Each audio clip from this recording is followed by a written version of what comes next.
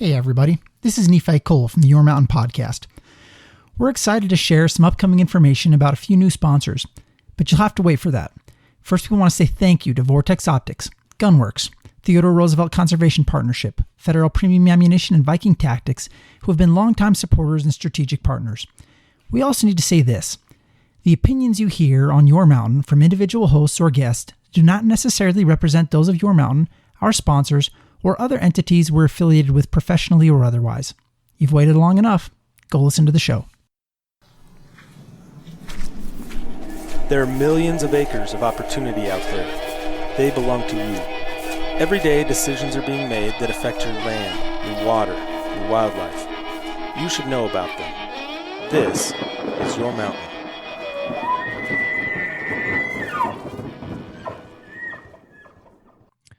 Hey everybody, welcome back to another episode of the Your Mountain Podcast. As always, I'm your host, David Wilms, and I've got sitting right across the desk and through the interwebs and sitting at his desk, Nephi Cole. You know what I hate? That comment that I just made? The internet. I mean, it's I call it the nice. No, I hate the internet too. We're kind of like that generation that spanned both. Like we grew up without any of this stuff. Right. Yeah. And then it was thrust upon us. And so we're like the generation that's experienced both at that age where you're impressionable to both. And I kind of miss the good old days. Yeah, I know. That's why you have an Atari and a tube television in your basement. It's not an Atari. It's a ColecoVision. Yeah. I don't think anybody even knows what that is. I mean, I don't even know what that is. And I probably coveted one at some point. Are you kidding me? Catalog. You don't. Whoa. You don't know what a ColecoVision is? No, Dave, I don't. You want like to hold it up for It's me? like the godfather of video game consoles. I mean, right, well, so everybody telling talks yourself about that. the NES, the Nintendo Entertainment System, and I've got that too, right? Because Yep. I'm a hoarder and I've got everything from my childhood still. Mhm. But the ColecoVision, like that's the godfather. That was the trendsetter. That Donkey Kong, that was on the ColecoVision. I had a Commodore first. 64 and then I destroyed it. Did you have the original Pong with the paddles? Yeah, I think I did. Yeah, buddy. Yeah. Me It too. just goes to show you, like, if people think we're that far removed from animals, like the fact that you could entertain people with something that stupid for that long just goes to show you we really haven't progressed that far. Yeah, and we didn't get that until we were, I don't know how old I was when I got that. Yeah. I was in elementary school, at least. So, Yes. yeah. And now my kids are literally building like bombers and like they've this Minecraft game. Have you seen Minecraft? I don't even know what that is. See, you're really old because that's like, No, I'm like everybody. It's like with music too. Like I have this theory. I know other people share the theory that you ride along the culture train for a while and you take in all that new stuff. And And you then you step get to off. a certain point of time and you step off. And like I did it with music. So all in my mind, the best music that was ever made was in like the mid 1990s. And ever since then, it's been just all garbage. Right. And that's Why do you because listen to that's when bro I country stepped then? off. I don't listen to bro country. Don't try and get me banned from my secret society. all right, just, all right. That's ridiculous. Anyway, If you don't want to admit it yet, that's fine. I mean, if you want to stay in the proverbial bro country closet, I won't tell them. They don't listen to this podcast anyway. there's no bro country closet. Bro country is garbage. Like I said, all good music stopped about 1995, maybe 1998. It depends on what genre you're talking about.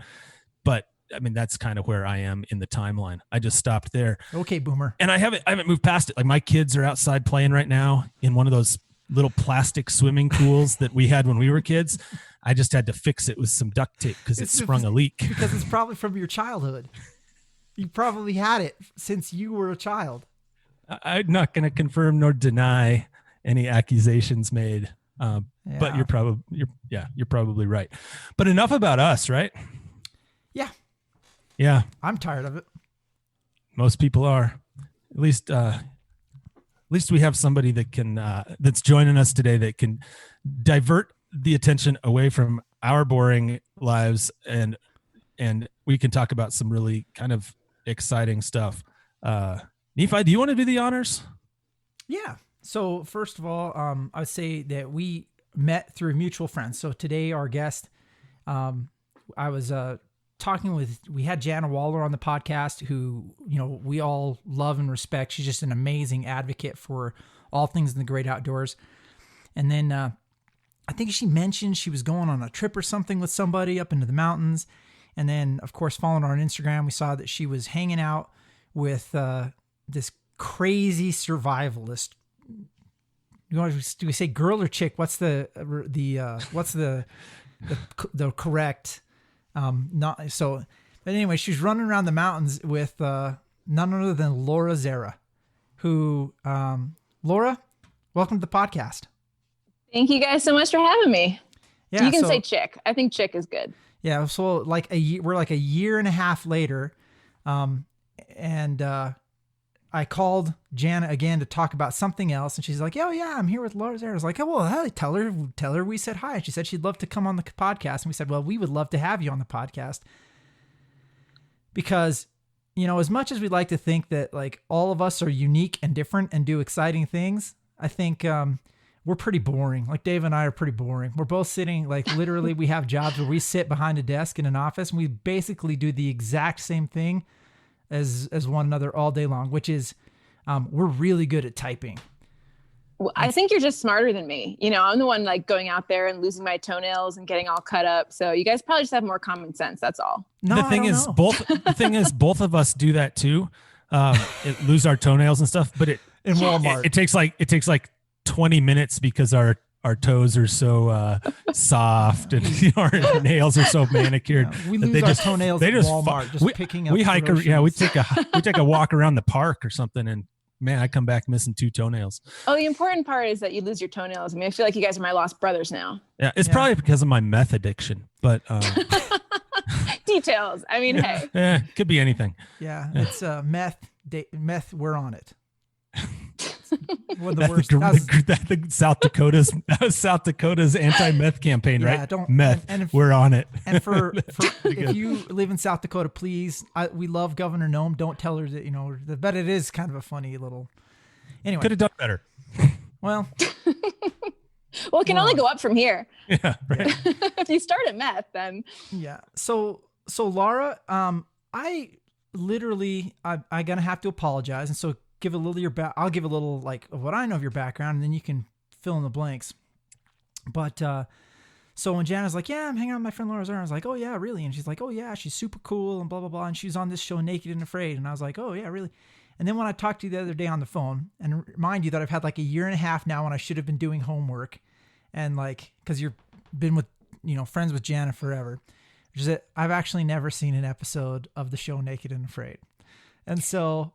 In fact, doing homework for this podcast, I went and listened to some other podcasts that you're on and went and looked at some of the media work that you've done in terms of books, in terms of what you do, what you build. And I got to tell you, like, it was super cool. I was super impressed, and I still haven't seen an episode of Naked and Afraid. What am I missing? I think it's better that way. I think that Naked and Afraid is probably the most boring thing I've ever done. It's just, that's the most well-documented thing I've ever done, so people know it. But I think the rest of it's more exciting. Well, tell us about that. So you're a survivalist. Yes. I mean, but you approach it, you're not just like a survivalist, like, oh yeah, I read, I was a Boy Scout. Dave was a Boy Scout. No. We can start a fire. But like, I kind of came about it from a different aspect because I really wanted to be a human animal when I was little. Like I loved animals. I loved being out in the woods. I loved seeing them. And I got really sad that I had to go home and sleep in my bed and eat food from the grocery store. So my whole goal was just like, what's wrong with me? Why can't I be part of this landscape? I'm just an alien visiting. So I decided, hey, I'm going to just spend my life becoming this human animal. And how can I get away with needing nothing? All of our ancestors used to be able to do that. What's wrong with me? We're supposed to be so smart and so advanced, but really, can we even meet our own basic needs anymore? Or do we need all this technology? So instead of like the gadget survivalist, which I mean, whatever, that's totally cool. It's just totally different. I'm like a primitive survivalist. So I like to go out with nothing, and not that I always go out with nothing, but it's like, I want to know that I can, and that I don't need anything, and that I can kind of be part of it out there.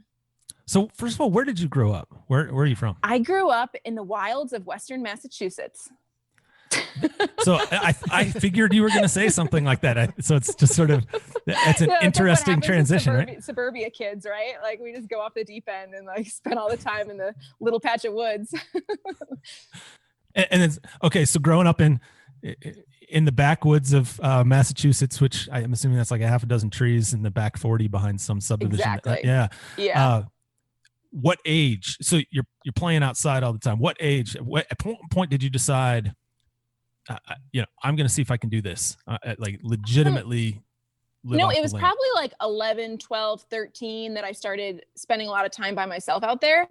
And that's when I really decided I wanted to learn things. And I remember learning that I could eat wood sorrel, and I would just eat so much of it out there that I'd like give myself the runs because you're not supposed to eat it that much. But I loved like learning these little facts, and I'd find them out from different places. Of course, this was before Google, so I couldn't just go on the internet and watch YouTube videos. I kind of just figured it out. You're cold. I mean, little kids build shelters, right? Like you're cold, you kind of have this instinct on how to do it. And when you get more cold because it rains and your shelter was terrible, you learn how to make it better. So failure was always my best teacher.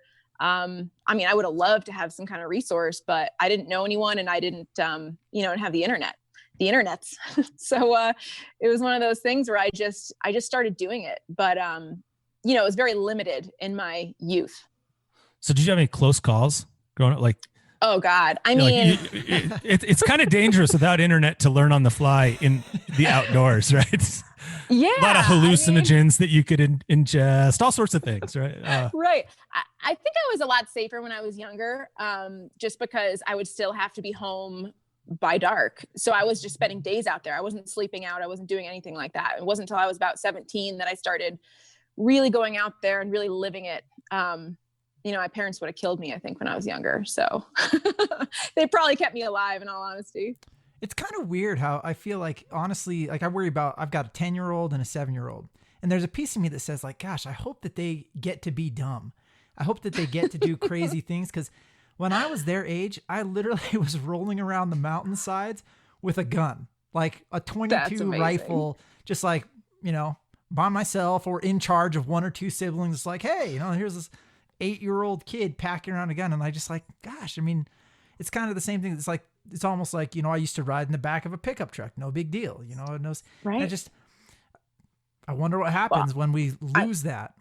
I mean, arguably the most dangerous thing kids do nowadays, which is more dangerous, I think, than running around with a gun as a child, is looking at their cell phone and crossing the street. I mean, how many times have you seen that happen? I think that's way more dangerous. I agree.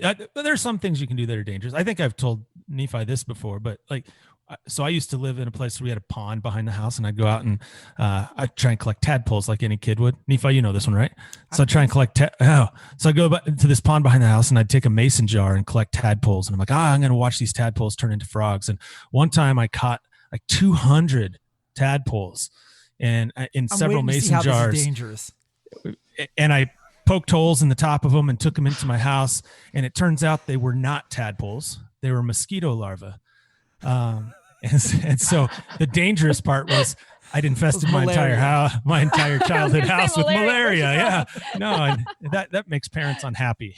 So I used to get in trouble with streams a lot, like engorged streams that were kind of rivers. And I remember one time my friend and I, who I always used to get in trouble because I'd convince him to go out and we'd never be home on time, but he stole a pool toy from his house that was like a little raft. And there was a huge hurricane kind of that came in. And so the rivers were like raging. And we happened this little pool float, and we're going down the river, and we realized pretty quickly we're in way over our heads. And we ended up getting caught in a strainer, like a tree that had fallen down in the water. And the raft gets sucked under, and we're like hanging on, screaming. And I think we lost our shoes. It was a wreck, but we survived that time. It's childhood. Yeah, it was really good. I've never looked at creeks the same way, although I have had close calls since then, but that's how we that's how we weed out but we don't do that anymore. There's no weeding. It's just like all of humanity gets to keep going no matter what. It's a huge totally. I mean, look, Dave and I are still here. I'm drinking. We don't get to explore. I'm drinking this. It's very dangerous. Your eighth Monster Energy of the day. That's the only thing keeping me alive. Eventually it's going to kill me. I know that too. So it's kind of like a real, You know, it's a real conflicted position to be in. Like if I don't drink it, I'm gone. If I drink it, sooner or later, at least you'll be really awake when you're alive. Yeah. Do you think or when you die, rather? What's more dangerous? Am I more likely to like? Is it the cancer, or am I going to get eaten by a bear someday? What do you think is more dangerous? I mean, I guess it's going to be a surprise. I would definitely say the cancer for sure. I think you're probably right. I think bears relatively, you know. We'll get into that. So, as a survivalist, I mean, when did you? So some of the things that you do, like so. What are the skills? Give me a rundown. Like, what are the things that you learn that you need to know as a survivalist that maybe your roommate in college doesn't have any idea about? I mean, really, it's like what's going to kill you first, and then you just work down from there. So a lot of times that's exposure. So you need to know how to build a shelter to keep yourself out of that, because hypothermia can kill you pretty fast. And then you kind of just go down the list. You can survive for a long time without food. Everyone gets out there and they're like, I'm hungry. I need energy. I need protein. And it's like, no, you don't. You know, like most of us can probably be okay for like 3 weeks, and people are focusing on that right away, but that's not going to kill you for a long time. And actually it might kill you if you eat something wrong first. Shelter's a big one, and water, you know, finding water, as well. It all depends on where you are, but, making, fire too. I mean, that's kind of part of both water and shelter. If you're super cold and it's, you know, 35 degrees and raining out, that's probably the worst situation to be in. That's really when you get hypothermia. So having skills like being able to make a fire in unideal conditions, you know, even if you have a lighter, a lot of people can't make a fire in the rain. It's just something that people don't really do. But all these skills can kind of be taken to the nth degree, and they all contain other skills. You know, like eventually sourcing food, that's a whole other skill set. Are you building primitive weapons? Are you making primitive traps? Do you know how to butcher? And then, you know, are you tanning these hides you're getting? So it's like all the different areas have, you know, you can kind of go down rabbit holes in all those areas, but it's really just like, what are your needs and how do you meet them? It's really all it is. It's not rocket science. I heard a story about you. It was that on the show that you were on, this reality show, that basically they had to tell you to quit hunting. They had to tell you to stop being so successful because you were just crushing it too much, and that wasn't enough drama for them. Well, I don't know what you're talking about, but yes. I mean, I think there's a certain point where, you know, you start doing really well and it's like, this is not good for television, you know, and especially if you're in an area has a lot of resources in it and you figure out how to use it. And, you know, I think that's something that's really interesting, that people watch the show and they think you only ate 2 minnows and a banana the entire time. And it's like, they cannot possibly show everything. And every time I've been out there, I've pretty much eaten every day. There's always something. It's not always glorious, but there's always something to eat out there. And they definitely like to, you know, it's TV. Suffering sells, right? Yes, it does. Yes, it does. That's why Dave picks on me so much on the podcast, because he knows that people will empathize with the abuse. And so therefore more listeners. Turn up the volume on that abuse. Yep. He does. So I was interested, but one of the things he says, like sometimes like so if I'm a survivalist, if I'm out there, what's like the prize find? What's the things, like you said, like there's good days, bad days. What's the thing as a survivalist? It's like, bang, this was an awesome find. Oh man, if there is a natural shelter, and I think people don't utilize them enough. Like I was in the jungle once and I found a tree that had tipped over. And the way the roots were, they actually kind of made this elevated bed, because one of the big things about trees, when they fall over, they kind of create this hole and water collects in there. But I had this perfect shelter with this suspended bed. And most people think, you know, they have these ideas of, oh, it's jungle survival. You have to build a platform and get up off the ground. And by the time they build the platform, it's nightfall and they don't have a roof. And then it rains and they're freezing cold and, you know, they're in trouble. So I learned that when you sleep on the ground in the jungle, I've never had a problem doing it. And that, like, finding a shelter like that, where you're like, it's ready made. Is it by the books? No. Does it work? As long as you know, and you've slept on the floor of the jungle before and you know what your problems are, then you can assess that. So anytime I find a shelter, I mean, shelters take a lot of work to build something that's weatherproof, and it takes a lot of energy. And so that's like my gold. So we like, you know, hunting is kind of like, you know, of course this show's based a lot around appealing to hunters. So for a hunter, you hunt? Yes? I do. Yes. And so we're talking about this in a second. What's your favorite hunting? I love elk hunting. I don't So- think there's anything like it for me. We're homers for elk hunting too. That's like our It's big like thing. number one. Yeah, that's our thing. Yes. Okay, so if I'm an elk hunter and I'm out there and I need to find shelter, I'm just curious. This is like, okay, so something happens, you need to find shelter. What's your go-to if you're elk hunting? Oh, I mean, like here where I am in Montana, if you are under a cedar tree, you're going to be more dry than anywhere. I mean, finding something ready-made like that is huge. And even if you find a tree that's not ideal, you can usually break a bunch of branches off and shove them in. And I've done that before. When I was up in Alaska, I did a Naked and Afraid actually up there. And the area we actually couldn't cut any trees down. So we had to do it. But it was easy because I'd done it before, and you just cut a bunch of other branches off other trees and you just kind of shove them up in the ones that are already there. And all shelter has to do is, you think about water when it falls from the sky and it hits something and it gets deflected, and it might only get deflected 0.5 centimeter, but it falls again. And then if you deflect it again, it just has to be deflected enough to be deflected off of a space that, to keep you dry. So all you have to do is keep creating deflections and layers, and using a tree. I mean, it's so easy. Do you carry any type of shelter with you when you go elk hunting? Do you carry, expedient I usually shelter? have I'll have a base camp, and then I won't take anything out with me. If I'm just going out, I usually go from a spike camp and kind of, spend the days doing that. My clothing, I see that as my first line of shelter. So if I have to spend the night somewhere, I'm going to be okay. And then I always bring a tarp. I really don't like tents. So I bring a tarp with me for base camp.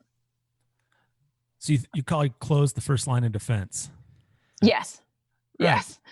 Totally. Go, it's shelter. It's like shelter you walk with. I think Dave, I think this, maybe, I don't know, it's worth getting into this now, but I mean, it's debatable whether Dave's clothes are his first line of defense when he's hunting, or whether they are a challenge to overcome. Yeah. I mean, I appreciate the fact you make it harder. Cotton, Dave? Really? Yeah.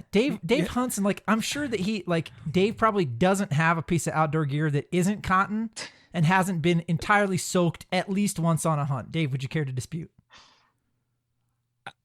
The silence. This is the silence. I'm thinking. I'm like, man, do I have anything? I mean, let's be honest. Dave would be safer elk hunting. He could just leave his clothes at home. He'd be safer. Yeah. Because then at least they wouldn't always be wet.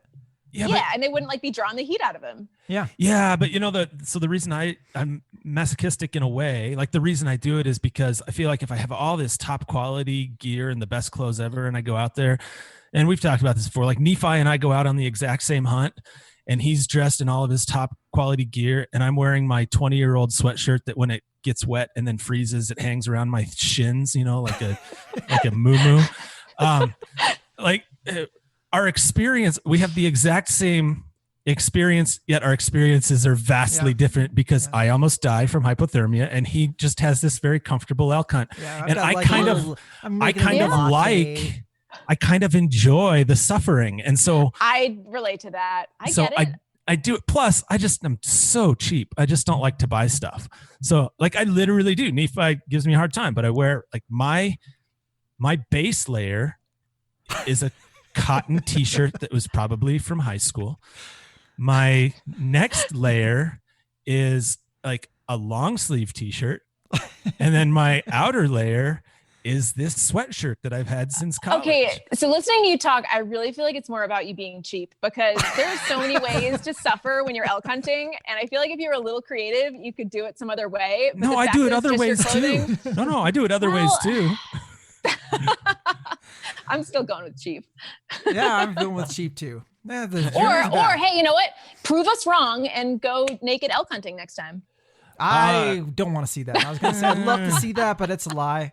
You might want to check the laws, I guess. Right? I've been 95% naked on hunts before. On accident.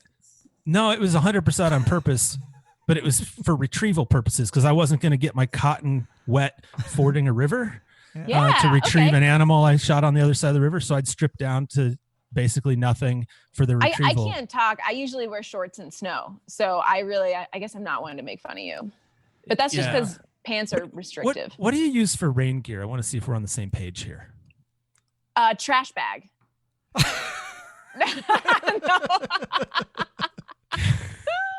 No, I have used a trash bag, but no, I mean, I actually have some decent rain gear now. I'm so fancy. I'm just a sellout, apparently.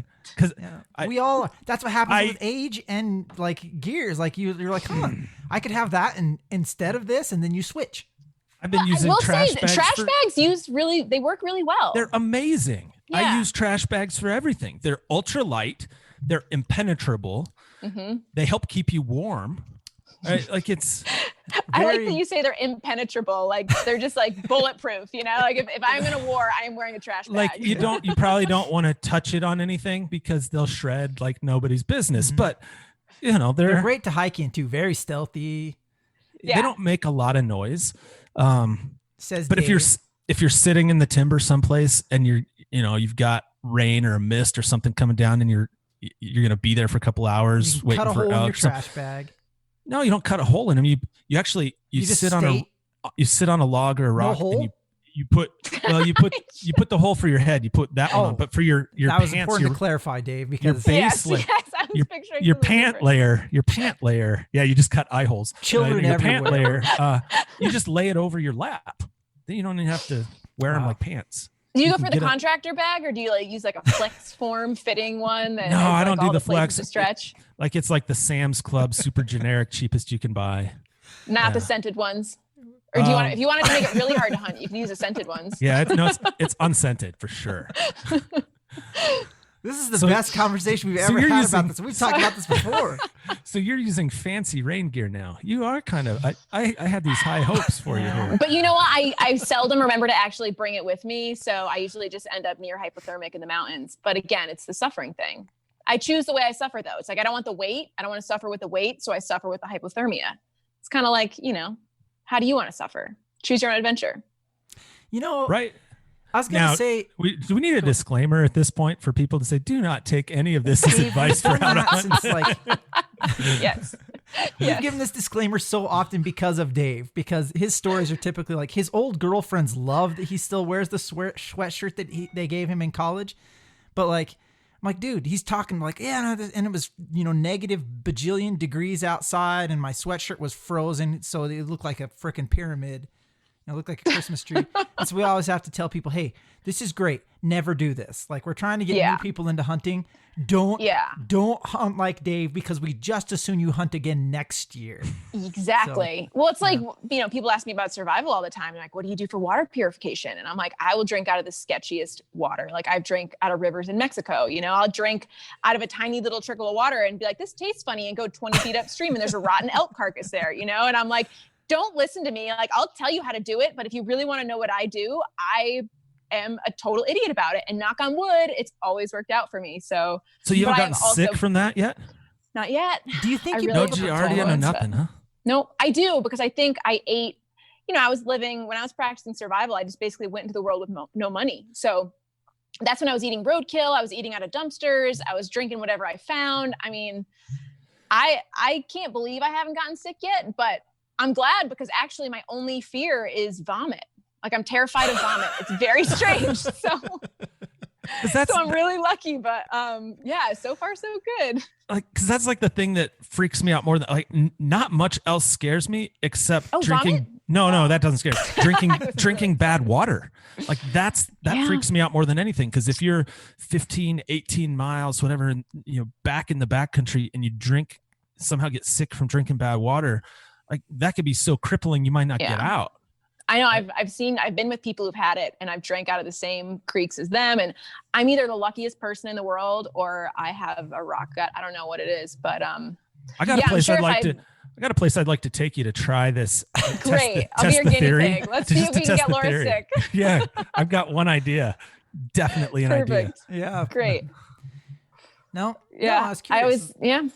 Like, I do think there's something to that. Like maybe you built, honestly, like when you look at how you practice survivals, and I didn't get to talk about this a whole lot, and you didn't yet because we talked too much, but like you're like an NFL player level survivalist, and that takes that takes work. So like somebody like, we go, somebody like me, you take us out there and you're like, yeah, go survive. Like the things that I consider to be, discomfort or I consider to be difficult, like you probably breeze through a bunch of those things.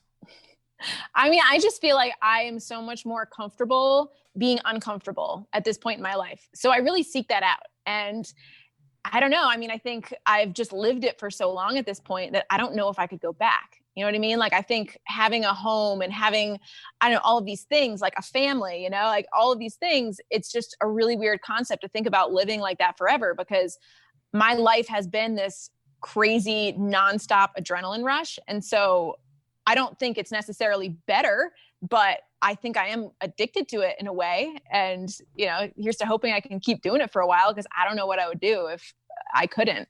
Well, so how much of the year do you spend out? Oh my gosh. I mean, most of it. I mean, I'm in the mountains every day. And if I have to have a day where I'm sitting at home and catching up, I mean, I feel stir crazy. Like if I don't feel like, you know, I'm pushing myself at least once a day, it's a bad day. So yeah, I mean, the majority of it, I like to get out as much as I can. It's just like, I live it. You know, people are like, well, how did you learn survival? And I'm like, well, I don't even know if I learned it. I just kind of experienced it. And there's a lot of survivalists who just do it on the weekends or just do it in a controlled environment. And that's just been my life for, you know, over 15 years now. So that's just what I know. So we actually have some policy questions related to this because we're policy. Perfect. geeks. I'm an expert on policy. No, I'm just kidding.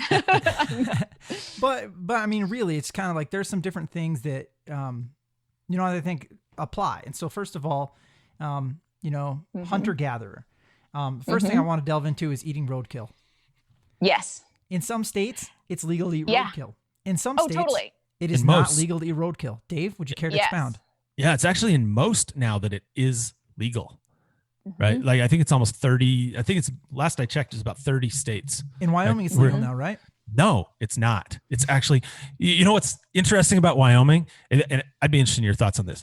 So this first of all, we have thousands of animals every year killed, you know, by vehicle collisions, right? That would be perfect, and not all of them are salvageable, but certainly many of them are salvageable. Did you know that here you could get an interstate game tag to take the head and horns of an animal that was hit by a vehicle, but you cannot take the meat? What? Can you believe that? That's so weird. Isn't that crazy? Like you just have to leave the meat there, right? You have to leave the meat there, but you can pay your $10 or whatever that tag is. People just speed up when they see the big bucks. Right. So that's been the concern. Like in this state, one of the concern, right? Yeah. One of the concerns with legalizing it, well, there are a few, but one of the concerns with legalizing roadkill salvage is that people would intentionally kill the animal with the vehicle, either for the meat or for the antlers. Well, obviously it's not for the antlers because you can already get those. And I don't know about you, but I'm not going to take whatever it is, $10,000 to $60,000 vehicle and smash it into an animal to get myself $100 worth of meat. You know, right? I mean, maybe for antlers, but not for meat. No, right? It doesn't make a lot of sense. I think the bigger concern, and this is where I think it would be interesting to get your perspective on how you do it. The bigger concern that states have wrestled with is the liability side of it.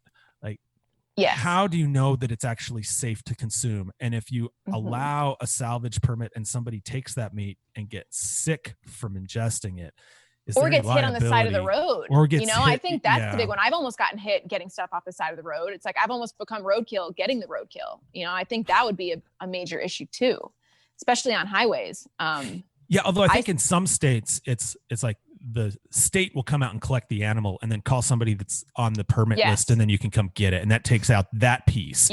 And they might inspect it, but there's still that concern of, you know, is the meat I'm getting good? Is it safe to eat? And how can you tell? Like, can you tell? Yeah. Oh, I can totally tell. And I will just to that say, I actually used to work, I worked at a few different butcher shops, and Fish and Game used to bring us roadkill, and we would cut it up and they would give it to the homeless shelters. So I don't feel like there was much concern about liability. And I think maybe it was just, they trusted us to know. But going back to testing, you know, what it is, I've come up with a whole system of tests for this. And basically the first thing I do is I look at the eyes.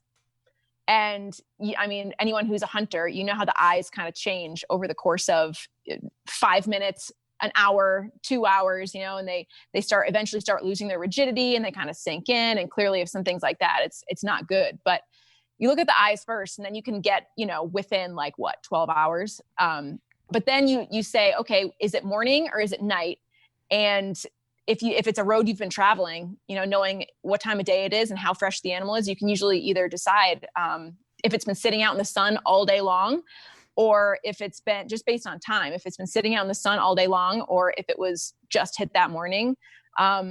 So then I pull the hair, and the hair will start to grow bacteria under the skin. And so if you give the hair a little tug and it comes out right away, there's been too much bacteria growth, and it's probably too late. And then just avoiding all the areas where it's been really bruised, and I won't take back straps on a deer unless I see it get hit, because anything that's up against the organs, obviously, is going to kind of be gross after cooking like that. But the quarters are usually fine. So it's kind of like an all over assessment. But I think the other thing is just smelling it. I think anyone who's butchered meat knows animals kind of have a distinct smell, and your body kind of knows when meat is good and meat is bad. You almost have this reaction to it, and that's not foolproof, but as a general rule, if you're smelling something, I remember the worst thing I ever ate was a roadkill coyote. And my body was like, this is not good. And it was old. And I was like, whatever, I'm just eating it. And it literally tasted like cheese. And it was like the grossest thing. Like I can actually taste it if I think about it right now. And it was disgusting. I don't know what coyote tastes like on a good day, but yeah, that's something like I'll never eat apparently. Again. A lot like Apparently, cheese. yeah, just put on a cracker and you're good. So that's I get. Here's a question on the smell test, because I've done the smell test with meat and then just gone ahead and eaten it anyway. Yeah, he does that all the time. I did it just. House. It's like I actually did that just a few weeks ago. Like I left meat. It's the animal that I'd killed. I thawed it out in the refrigerator, and I forgot about it for 10 days, and I smelled it, and it was like turning colors. I'm like, oh, it smells kind of rancid. I'll just cook it a little longer. And and I ate it, and I was fine, totally fine. Oh, that's good. I do feel like there's. Have you ever done that? Well, so when you get sick from food poisoning, as I understand, there's a toxin that the bacteria creates, and that's what makes you sick. So it's not actually the living bacteria necessarily. It's probably part of it, but I think it's also the toxin. So you can't just necessarily take something that's completely rancid and cook it and not get sick from it. But that being said, I definitely will not have it rare if I'm questioning it at all. And I used to just really burn it to be like, it's probably fine. Like, let me just take a shot of whiskey or something. Like, it'll be great. It's like, no. My favorite part about so I do that, but it's mainly, it comes back to the cheapness part. Like, it's like, I can't bring myself to throw away anything, like any food. And so I'm just with you. Like, I'm just going to figure out a way to choke it down. And I'll tell you that one, after I cooked it well done, and I cooked it like 185, 190 degrees in the center, well done. It's had a really weird taste. Like, it was just, well, it's amazing what wasn't top you can shelf, get away just with not good. Eating. People will take, I used to live in New England, and people would shoot a moose, and then they'd want to drive around with the moose in the back of their pickup all day in the sun.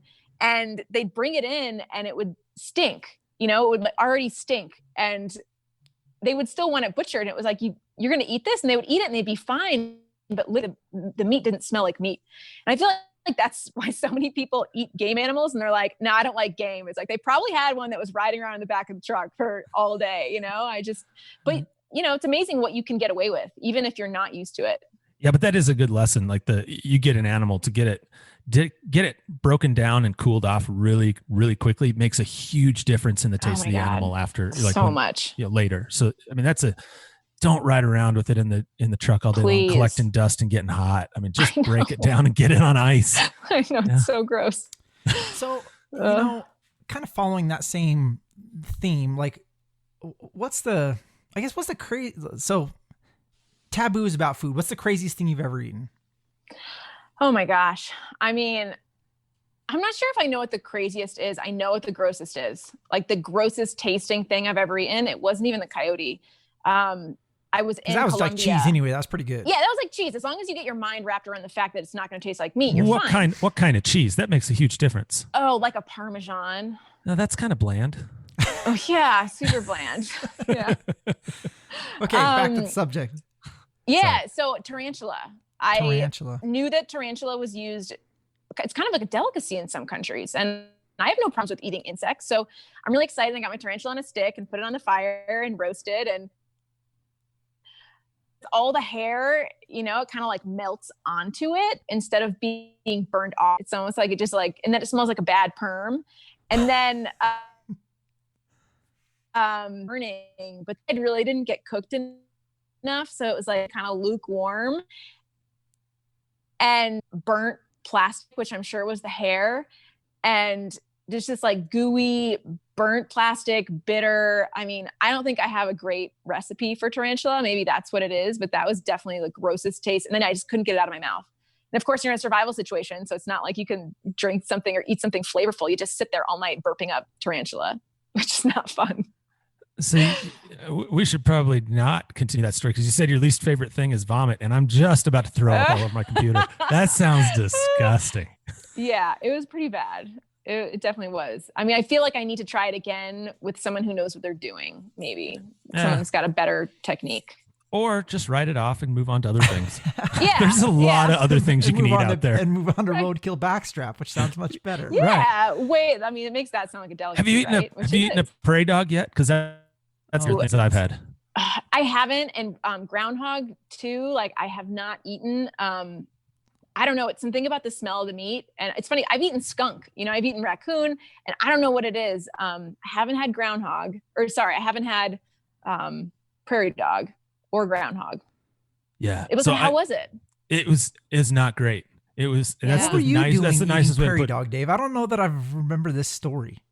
So I worked as a field biologist, if you'll recall. I know that years ago, and so I lived out in the middle of nowhere, and at one point we got caught in these flood situations, and even the roads out there were impassable with our vehicles for days at a time, and we ran out of food, and so we killed prairie dogs and ate them, and they were absolutely disgusting.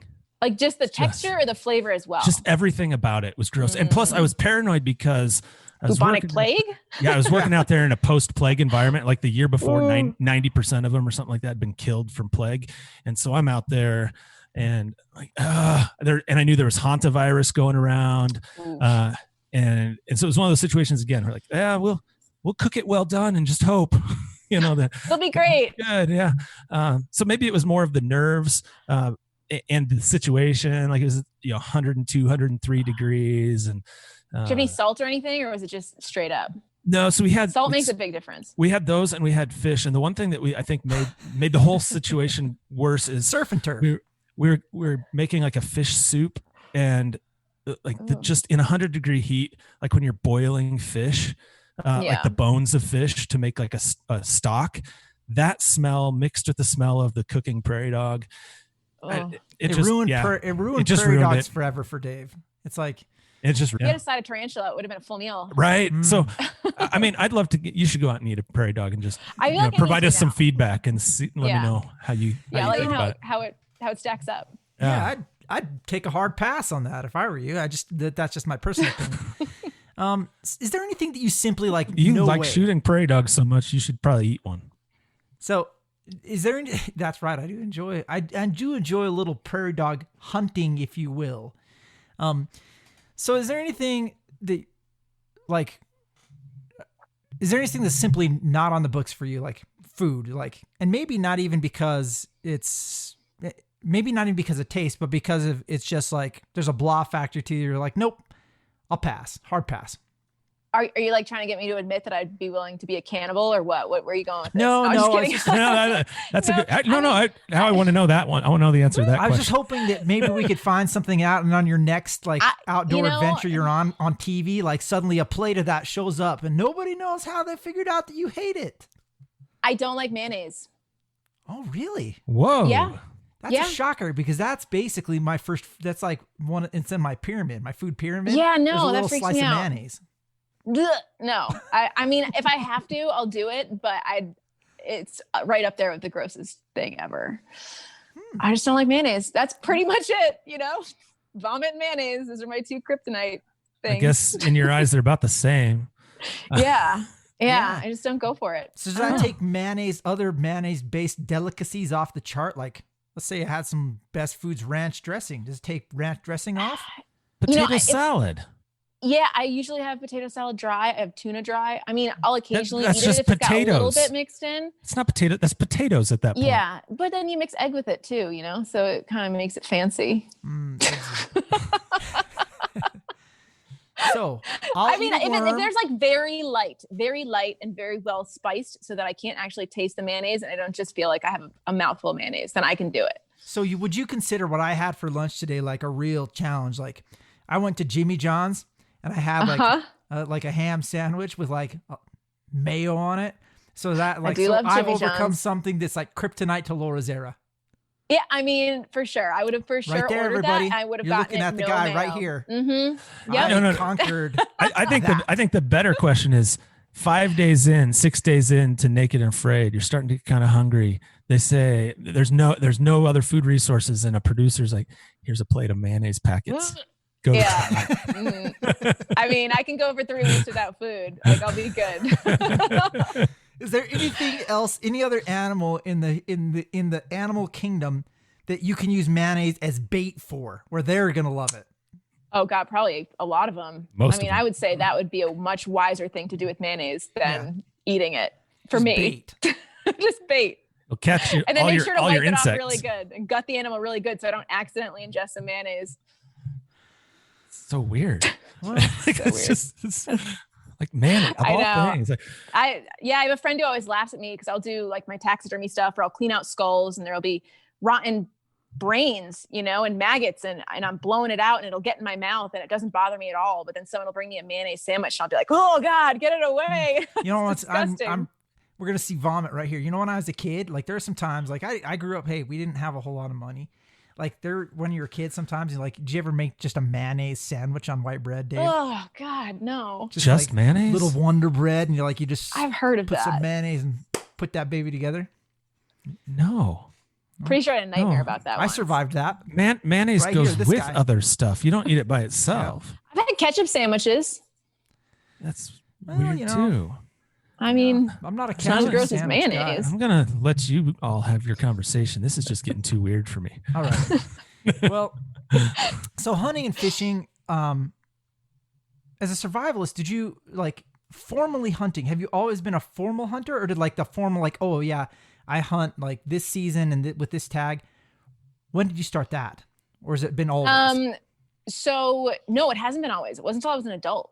So it first started. I mean, when I started getting sick of having to get roadkill, I was like, man, I still don't really feel okay about. Like it all kind of started because I didn't want to eat the meat from the grocery store because I'm like, ew, where has that been? And what kind of preservatives are in that? And kind of like this self-righteous thing, but which has since gone down the tubes. But I decided I wanted to hunt. So I had a professor in college who grew up, his dad was an anthropologist. He literally grew up with this tribe in Venezuela. And so he knew how to make self bows. So literally taking a stick and making a bow out of it. So I decided, well, yes, this is what I'm going to do. I'm going to cut down a tree, make a bow and go hunting. And so that's kind of how I learned or how I started, and going with other people for a while. And then, eventually becoming, a certified, like getting my hunter safety and actually going out and getting tags and not just going with other people or getting vermin or whatever. It was kind of a slow transition, but I didn't grow up hunting at all. No one else in my family hunts. And I'll just still think I'm a weirdo for a lot of reasons, but. So I want to dive down that rabbit hole that I think you kind of brought it up perfectly. You said so you were in a situation where you started thinking about where your food comes from, where your meat comes from. And you're like, oh, what about this, what farm that came from or whatever. Why is it that a lot of people don't make the jump between, why is it a lot of people what's your thought process? People are great with going to the store and buying a steak. Mm-hmm. But a lot of those same people are really anti-hunting. What's up? It's just really cultural, because we do it from when we're young, and that's safe and that's controlled, and that those animals are meant to eat. And these animals that are running wild in the woods, I mean, if you actually think about it, and you think about the fact that there's local, free range, organic meat that is super fresh, and you know the process it's gone through, there's no reason that should be disgusting. But it's just this cultural thing. It's like, why is it okay to eat horses in some countries? And here people are horrified about that. It's like, it's just this cultural thing. Bugs are the same thing. In some countries, it's totally normal to eat bugs. But when you first put a bug in your mouth, you get freaked out because we're just not used to it culturally. And it's something that our mind is a powerful thing, and it can be your best friend or your worst enemy. And people just, there's not a lot of, it's not a lot of rationale behind it. It's just like an emotional feeling instead of a physical one. In Utah this year, there's a constitutional ballot amendment. The right to hunt and fish is on the ballot in Utah. And it's been on the ballot in other states where they have gone through the concern came up. And the reason it came up is because there were anti-hunting groups who were,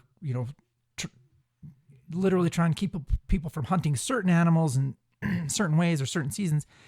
And the thought came up, if you can ban one of these things, then maybe they're going to try and eventually ban all of these things. Mm-hmm. And so that led to a lot of states passing laws to make sure that hunting and fishing were basically enshrined in their constitution, that right to hunt and fish.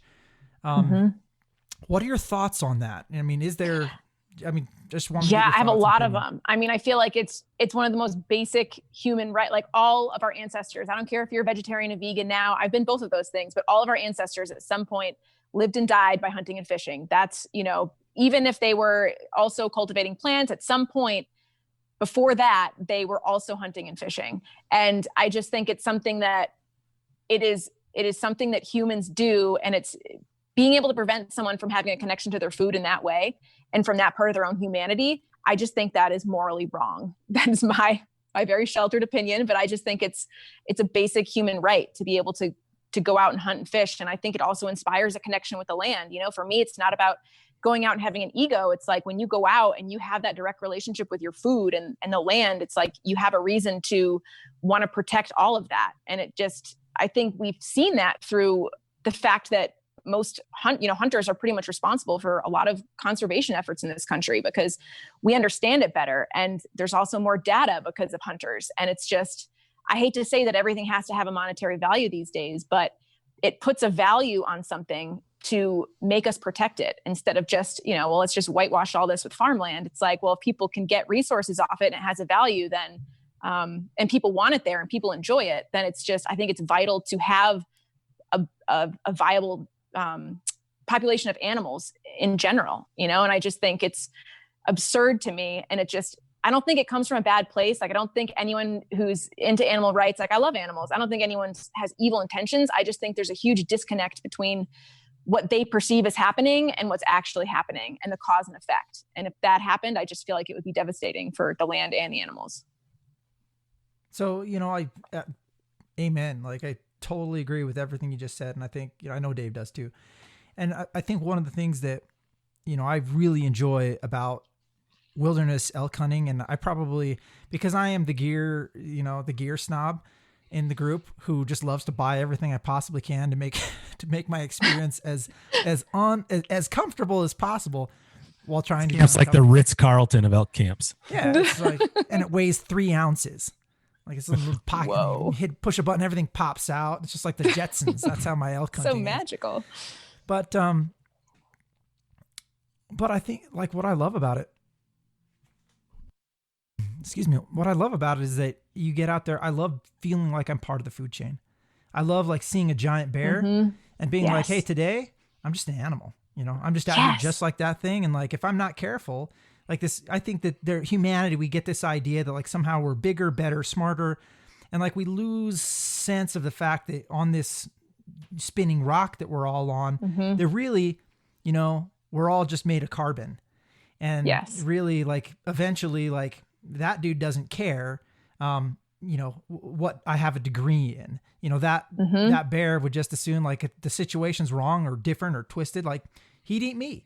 And I think absolutely. I think that centers you. I think that the wilderness, what I love about it so much is the great equalizer. It doesn't care how much money you have. It doesn't care what your status is. It's just like everyone's the same out there. And for me, it's like being out there, people think they're like, what do you have, a death wish? You put yourself in all these stupid situations, and it's like, no, it's not that I want to die. It's that I want to live. And that whole concept to me is really important, is when I'm in those situations, that's when I feel alive. When you realize like, it sounds kind of dark, but like you realize your own mortality, and you just realize that you have to be paying attention. And I think it is that getting in touch with that basic sense of humanity again, and being part of something, as opposed to just living in this safe little bubble, which, it's comfortable, but I don't know about you guys. I don't want to go through life being comfortable. That sounds like the worst thing ever. No, I've got some friends who are, former high-end military guys who are like we've had this conversation a lot. And it's interesting because I think that it's almost like if you just sit around your house all the time and you're just getting everything delivered to you, whether it's your entertainment, your food or whatever, like everything just starts to feel bland. And then with these experiences, whether, these visceral experiences, like suddenly everything else, like it brings out the color in everything else. It brings out the how great everything else is. In fact, I'll pick on him now because but my friend Rourke Denver, who's oh, thank gosh. I thought you were about to pick on me again. No, yeah, do it for Denver. But Rourke said, he's a guy who's like, he loves little niceties. And so, and he's like, you know what? Like I've been cold. I've done everything. So like when I get home, like, yeah, I want, Egyptian cotton sheets or something like that. Are you at that point yet where you've been like, I know that you love suffering, but also when you come back to reality, like when you come back are you like, there's no one who's going to appreciate that more than me. I mean, and I love the contrast in life. I love like the extremes of things. So absolutely, I don't need it. I know I don't need anything, but man, I don't think anyone's going to appreciate really nice sheets more than I am, I think there's something about that. Even just like having ice to put in your water, and just the simple things, or having water that doesn't taste like rotten elk, like these are some of the things I could really appreciate. And, I don't need it to some high level, but when I have it, I sure appreciate it. And I always think it's funny when I'm in some situation where I'm just surrounded by extravagance after I've been, sleeping on 2 inches of bat crap for the last, however many months. So it's like, I love that about life. And I can't imagine living in this safe little bubble. I don't think we're designed to do it. And I think it's the contrast that gives it all meaning. And, I wouldn't want to live in it all the time. I wouldn't want to be spoiled all the time, because you just lose appreciation for what you have. You get that feeling when you come out of the wilderness. So I get that feeling when I come out of the wilderness, and this sounds like maybe you get the same. I come out after a week, and I get into my car to drive home, and I'm judging everybody on the highway. I feel like a bad person, but I go by parks, and I'm like, oh, they're recreating, but they have no idea what they're missing, right? I judge everybody all the way back home. I had a panic attack. Kind of embarrassed. No, I spent 30 days in without seeing anyone, talking to anyone, coming out from that. And I had a panic attack on the trail. I was like, I have to turn around and go back in, because I thought about that moment I would be back in service, and your phone starts going off and going off and going off. And all of a sudden, all these people need you, and they need to be connected. And where are you? Why didn't you text it? All these demands we get all the time, and this pull we have from everyone. And, oh, I got to go check my social media. And, oh, what about my emails? And, a million miles an hour. Whereas I've just been, living, fully living and almost dying for a month, and coming back into that. And then there's always a sense of do these people know what else is out there? Have they ever gone to experience that? Do they know what it's like to not have that constant chatter and pull on their brain? And I always just feel bad, how could you not turn that off, even if it's for a day? I think a lot of people have never done that, especially kids now growing up. I sound so old, but growing up and always being connected to a cell phone and the internet, and never being more than 10 steps away from Google. It's how do you ever get to just let your mind be in the moment? And it just sounds terrible.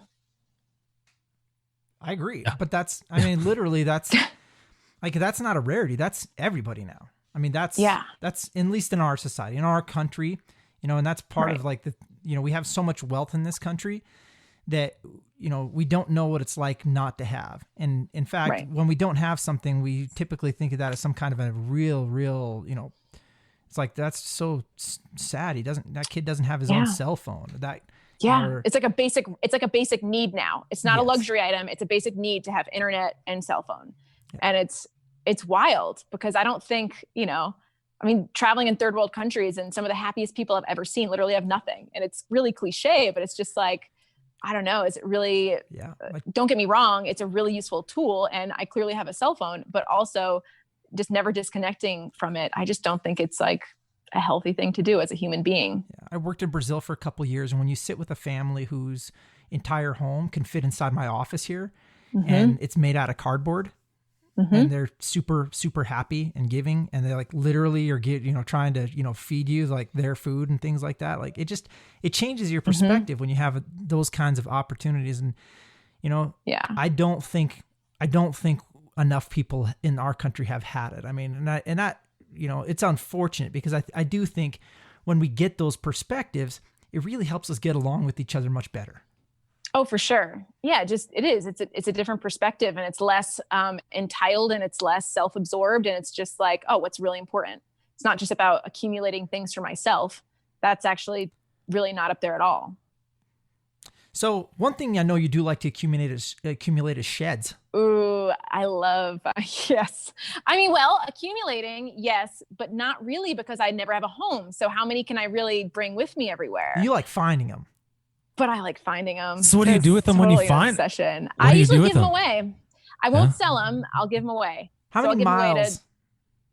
Oh my God. How many miles this year do you think that you covered looking for sheds? I couldn't even guess. 20 plus a day. For how many days?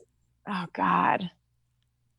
I don't know, weeks. It's a lot of miles. Like I don't have toenails right now. So I that's literally how I lose mine is just the antlers.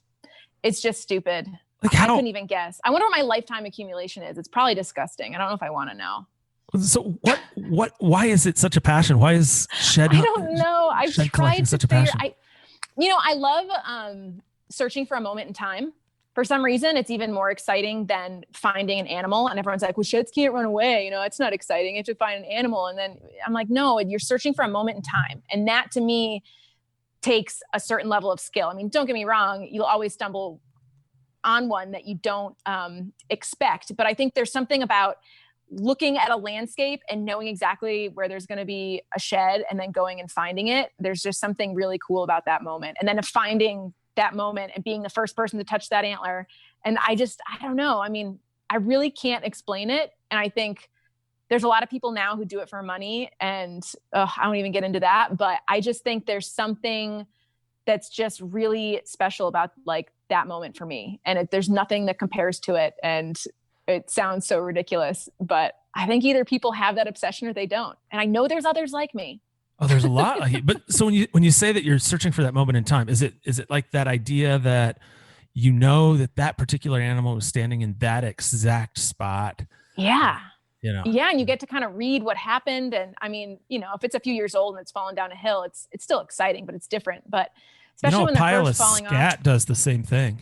Oh, it's true. I like finding that too. That's exciting. I just don't bring it home with me. I do. Collects it. I do. Yeah. But it's like, it's only once a year that happens. So it's like this very specific day. It's just very special. I'm gonna tell you something. We'll get back to shed hunting. We've talked about this a lot on the podcast, but because Dave loves talking about poop. Because I do, but you may not know this. So next time you're out, not in the maybe even the high country too.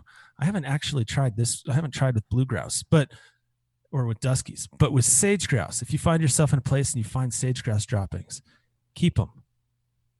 Let them really get dried out. They burn like incense. And they have a really crazy sage fragrance. It's awesome. That's amazing. Like people make fun of me for it, but I'll light one of those at the dinner table. I thought you were going to say that you would make jewelry out of it, because there was this urban legend in my town that this one guy would collect goose poop and shellac it and make really expensive jewelry out of it. And I really thought that's where you were going. I was like, my whole childhood makes sense. That was real. No, maybe that's real. It's not. I don't know if that's real or not. What I can tell you is from having burned different feces of different animals just to see what the fragrance is like.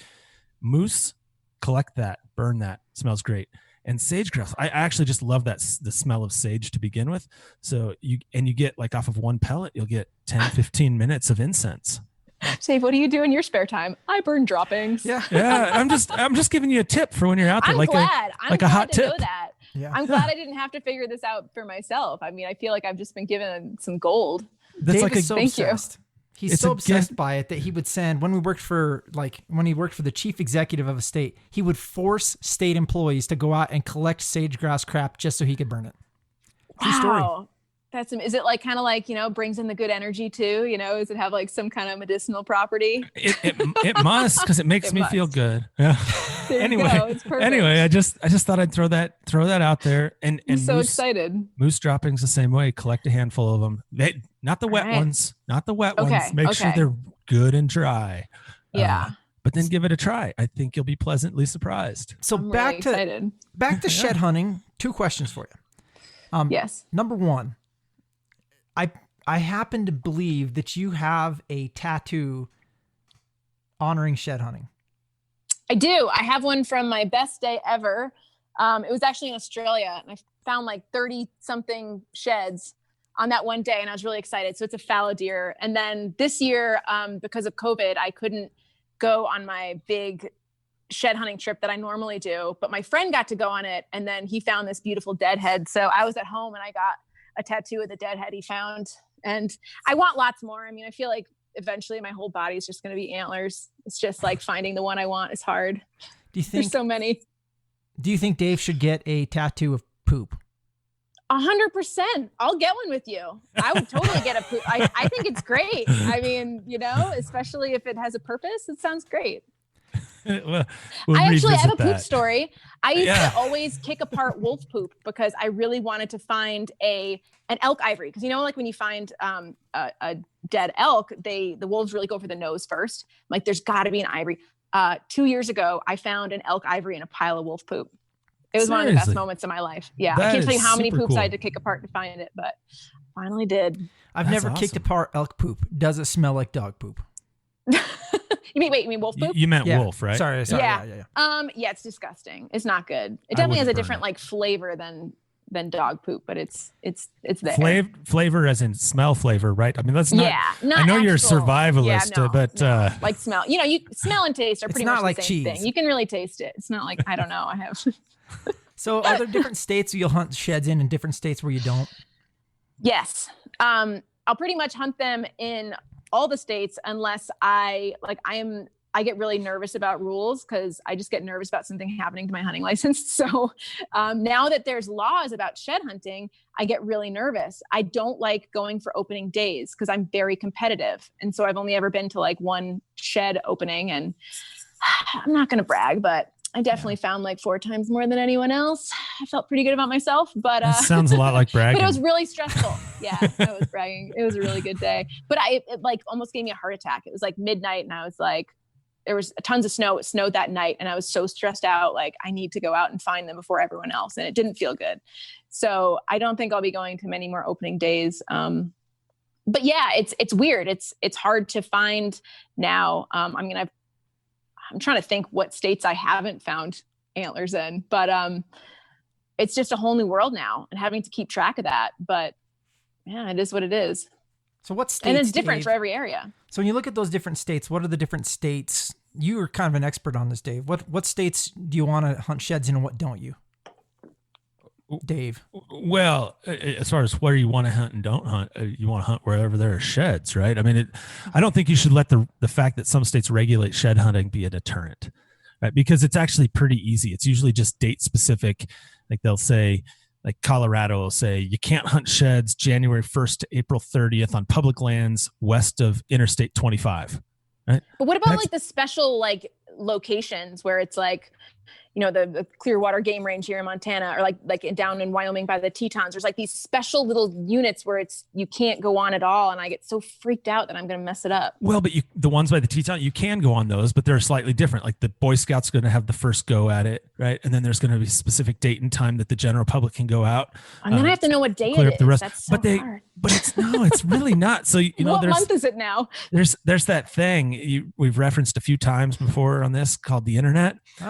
It's actually pretty magical. That's what it's useful for. And the regulations are not that onerous. It's not like getting an elk tag where you have to know for some places where it's like, okay, no spikes or 3-pointer better, or, here are the boundaries, and the boundaries, like it's some crazy polygon with all, like, how do I know if I'm even in my unit or not? Right. It's usually something as very specific as west of the Continental Divide, or in this state managed habitat area, it's closed, during calving season, or, elk calving season or something. So it's pretty straightforward. Then there are some states like Oregon, Washington, New Mexico, Arizona. I don't think any of those states even have seasons or require permits. So Utah might be the only state that actually requires a permit. And some, like, I think training. Do you need like a conservation permit in I don't remember where it was. Because in Utah, you actually need to take that online right. You have test, to take an right? online test. Yeah. I feel like there was someone else, and someone was like, "Oh, you have to have a conservation, like a $15 conservation." Is that conservation stamp or something? Yeah, maybe. Maybe it was Colorado. I don't remember now. I don't know. Yeah, I don't know. It's hard to keep them all straight. And then there are some states, and I'm going to get them wrong. As you go east with whitetail in particular, there are some states that are like, if you can't possess any animal part if you don't have a license for it, and that's considered an animal part. And so there, you can't actually, arguably, you can't shed hunt at all. So you got to make sure you know what state. What if you're traveling with antlers? Yeah, that's the problem with knowing Dave, is that Dave knows all these laws. And so if you know Dave, now you're paranoid. Right? Yeah. So usually traveling with antlers isn't a problem.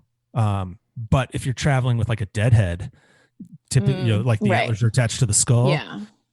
In most places, you can't actually remove that from the field without some states call it an interstate game tag. Some might call it something else. Can't even transfer it without that. It can't take it out of the field without that tag.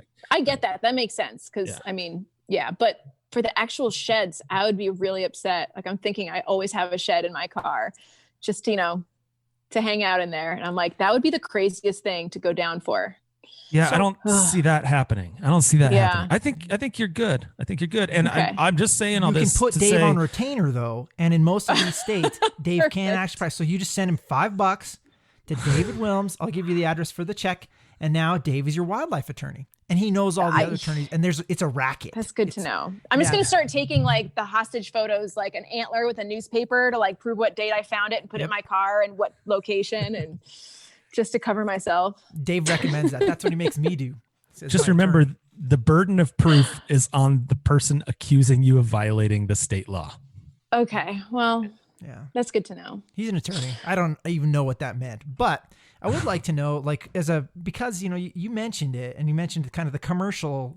I mean, I don't know it's fair to call it commercial, but there's some people who are, for monetary reasons now, shed hunting, and there are some states that require a permit. What's your take on that, as somebody who just loves to go pick up the moment? What's your take on, hey, should you have to have a tag to pick up sheds, or should people be collecting them to, what's your thoughts? I think if you're like, people make some serious money on it. And I feel like, and I don't know if it's just different for private land versus public, or I don't really know how I feel about it. I'm such a purist, but I don't always necessarily think that my ideas should be, what goes for everyone. But I do feel like for people who make money off of them, I don't know, even like dogs, for example. Like, I have an amazing dog, and I started to teach him shed hunting, and then he started finding all my antlers. And so I stopped, and I like yelled at him every time he picked up an antler, because I'm like, I want to find the antler.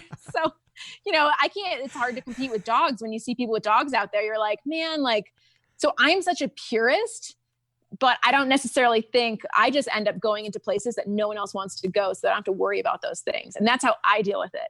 But I mean, I do think it's like kind of an interesting topic, is like, if someone's doing it and they're making money off of it, because it's the price for antlers is pretty high right now. And it's like, man, if they're doing it and making money off of it, does it make sense to have a tag? But then, you're going to have a hard time enforcing that, because people are going to be like, no, I just want to keep these. And it's like, how do you know what they're doing? Maybe it's like when they're actually selling it. I don't know. I don't know how it would work, but I think it'd be hard to enforce a lot of it.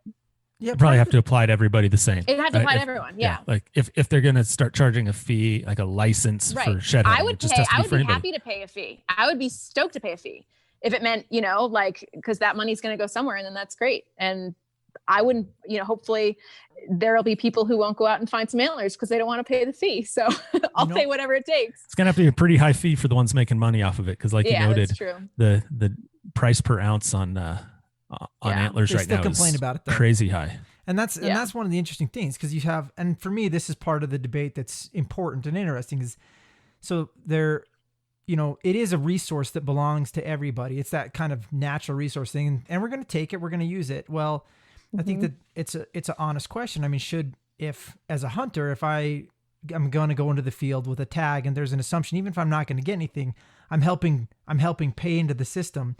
If you're going to take out of the system in some other way, is it fair to expect to have an expectation? I think it is. Particularly in areas where people are pushing game around, like when there's not the seasons, I think it's totally fair to have after a certain date, but when it's, the antlers are falling off heads and people are chasing these animals around and they're coming out of a hard winter, it's like, well, you're probably directly having an effect on the population. So yeah, to me, it kind of makes sense. Yep. And Dave, I'm going to steal Dave's thunder here, because, Dave works for an organization that's done those studies and looks at those things. And there is absolutely pressure from people who are not hunters. There's pressure from these other activities that affects the viability and the, population numbers of these species. Absolutely. Yeah. Yeah. Yeah, you're right.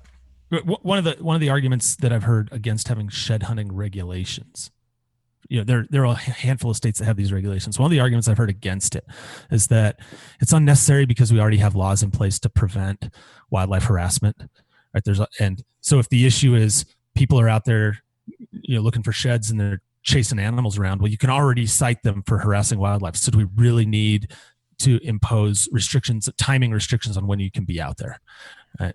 I feel like with that, it's like you might not be like hazing the animal or pushing it intentionally, but just your presence there is going to have an effect. And if there's a lot of people and they're just running the hills and, on horses or whatever, it's just, if it's one person doing it, then it's probably not a huge deal. But the amount of people that are out there and cumulatively, it's going to make a difference, in my opinion.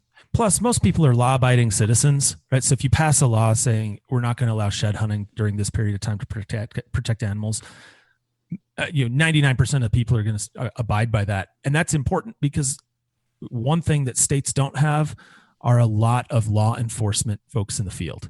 Like the districts for game wardens are astronomically huge, and they can't be out there, if things are open all the time, they can't be out there, on these winter ranges every day writing citations for the 20 people that are out there, chasing wildlife around.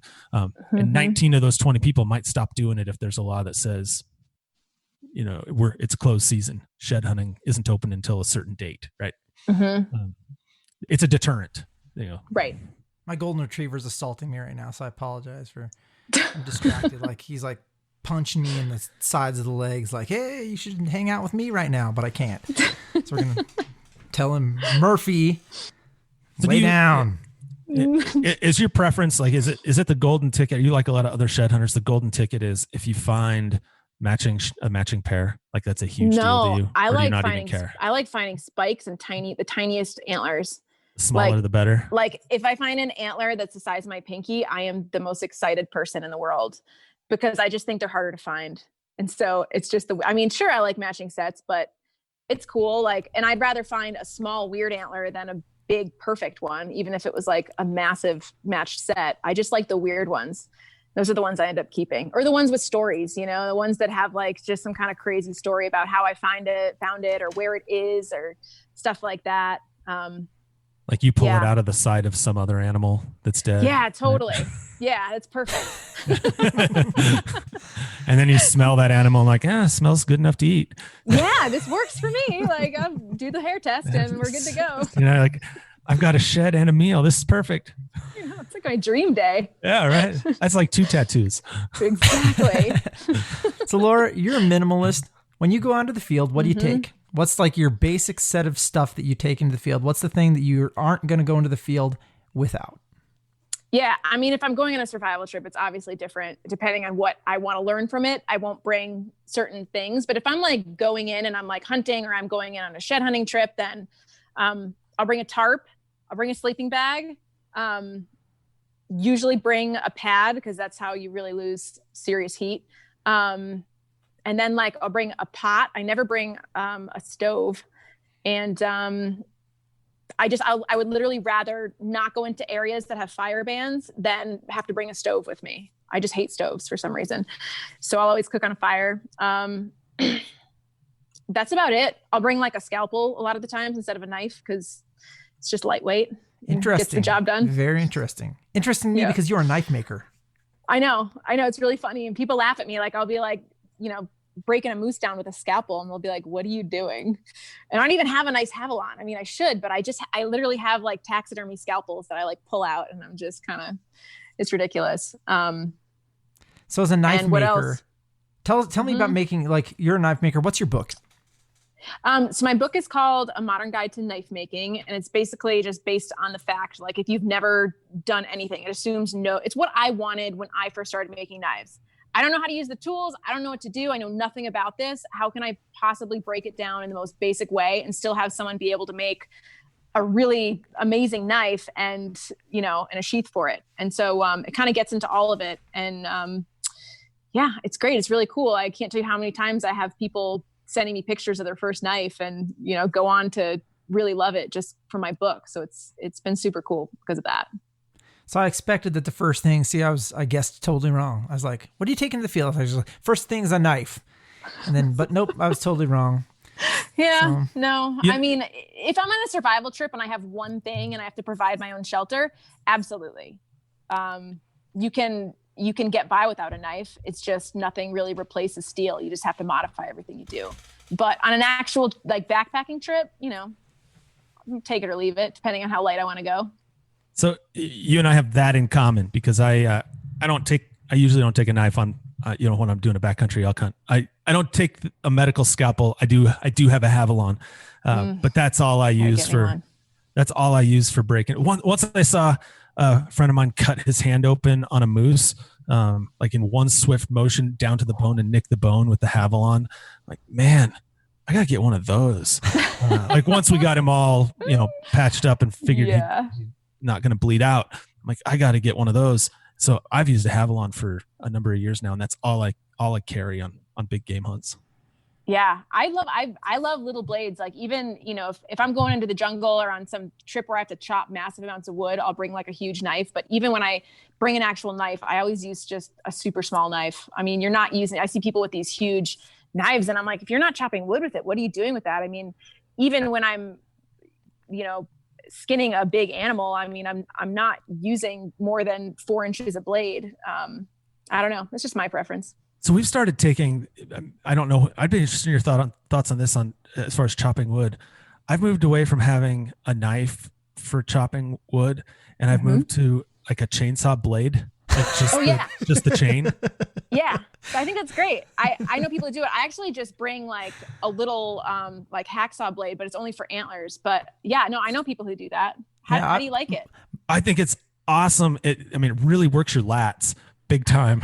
Is yours still attached to a chainsaw as mine is? No. It has manufactured 2 nylon handles on either end of it. And we figured it out if you have a buddy, you get it the tree prop just right, you can do like a rowing motion and it's way easier. It cuts like butter rather than doing it yourself where you're standing over it, like doing this up and down where you're really working your lats. You treat it like a row machine. You just sit on either side of it, put your feet against each other, and each of you takes one side of it. This has got to be, if everybody who's listening to this podcast could see Dave right now as he backs away from the microphone and ruins my audio quality and does like rowing motions and he's like gesticulating wildly with his arms. Like, what the? I mean, this would be so much better for his video. I actually have some great video of us doing it on my last backpacking trip. We were testing out different methods. Well, thanks. We'll show that video on the next podcast. Yeah. I know. I feel like I was there. I just saw how it happened. It was really exciting. Right. But I mean, I'm just curious because you were talking about taking a knife for cutting wood, and if you've tried both, I mean, curious if I'd be better off using a knife or if the chainsaw chain is I don't okay use method. either. I really don't use either unless I'm having to cut down, shelter buildings, totally different. But if I'm just doing it for firewood, I have such tiny little fires and I just break it. Or if it's too big to break, I'll burn it in half and just, Yep. Yeah. Yeah. Every child listening to this, please be very careful and don't do what I'm about to say. But yes, you can manage large pieces of wood if you're good at moving them through the fire at the right rate. So yes, the Forest Service will, disclaimer. I know. I always am scared of what I say, but I'm really there's a safe way to do it. And then there's a completely careless way to do it. Like, I don't know, I've definitely driven by campsites with a bunch of drunk guys that are doing it in a not safe way. And that's not how I do it. That was Dave's campsite too.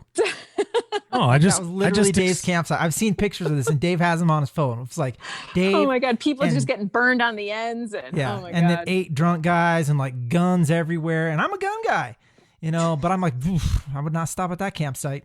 We do use a lot. That's the car camping. That's the fun, roll up with a truck bed full of guns and the other truck bed full of firewood and just have booze. A party. Yeah.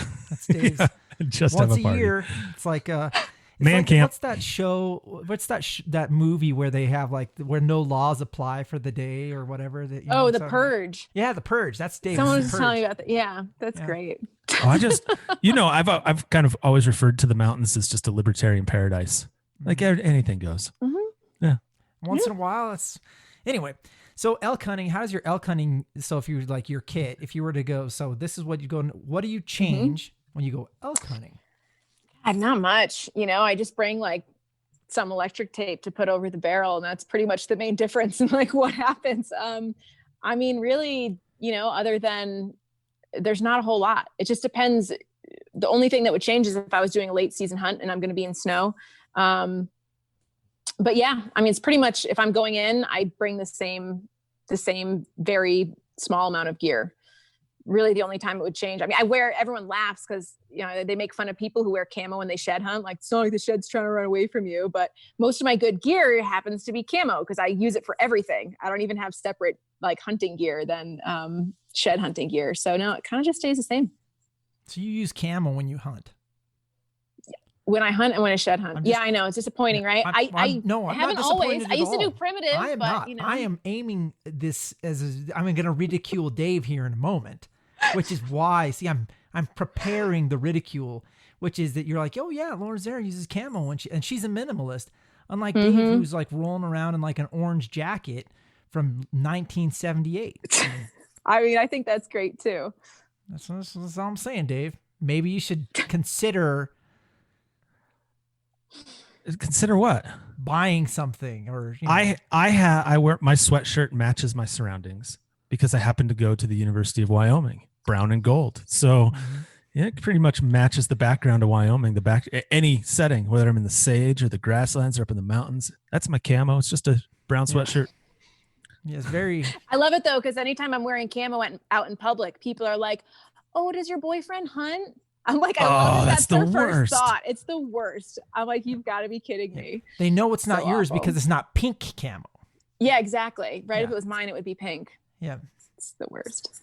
Oh, that's ridiculous. We've had some great discussions. You should challenge them. Every last one. Well, I usually leave a lot. I was flying and I literally just had blood stains all over my my camo, and I was just waiting for someone to be like, "Does your boyfriend hunt?" Yeah, he used to. I killed him. Yeah, exactly. Well, let's see how creepy I can get. Well, I don't think I'm being honest here. When I've talked to Dave and some other people, I was like, "Hey, here's the thing to know about Laura. When she's tougher than all of us. So let's just admit that up front." And so I'm not lying. I'm just a glutton for punishment. I just like to suffer. That's all. Doesn't mean I'm tougher. Yes, it does. You willingly do it and then you survive. Well, you just like what you're used to, I guess. We would reluctantly do it and probably die. That makes you tougher. Yeah. Well, it's kind of a fact. So we had some Q&A for you and about things that Laura Zerra is afraid of. Why or why not? Except we already found out she's only. Oh no, there's not afraid of. That's right. We found out which. Yeah. This is why or why not as well. So Yeah. you can get the explanation about, hey, you're overreacting if you're scared of this, and Laura Zerra thinks you're a pansy. See, so we have that too, and so we're gonna go with that. So Q&A. What are you afraid of? Why and why not? Bears. Mm-hmm. Scared of bears? Bears are much more predictable than people. So I feel like I live around people and I can deal with not being afraid. And, you know, you always get the rogue bear, but there's a lot more rogue people that you have to worry about what their intentions are. So I'm not scared of bears. I'm scared of bears. Dave? No, I'm not scared of bears. I have a healthy I saw a bear. Like, I've seen some things that made me very leery of trusting, like, I mean, and maybe like typically when I'm, you know, I can carry concealed weapon typically when I'm rolling around town. And so like, I feel very confident in my capacity there. And I've been in the mountains with like a handgun and watched some grizzly bears fighting and then threw the handgun away because I decided that it's not going to do worthless anything. Carrying that. And all it's going to do is make me run slower. See, I love grizzlies because they'll keep people like a high grizzly area. There's not going to be a lot of people shed hunting and there's not going to be a lot of people hunting. So I appreciate them. They keep the people away. Item number 2, hypothermia. No, not scared of that at all. It's Why just not? something to manage. It's just a teacher, really. I mean, it's not something that I'm afraid of because I've been there and I've gotten out of it. And as long as you know it, it's like the better you know it, the less you have to be scared of. The more you know about it, you know, every time I've gotten hypothermia, I was in a situation where I was like, oh, I'm probably going to get hypothermia. I better be ready. Like it's been, you know, I think actual hypothermia, I haven't gotten to the level where I've like stripped off all my clothes and laid in the snow, but the early stages for sure. And it's just something to manage. You know, it's not something to be scared of.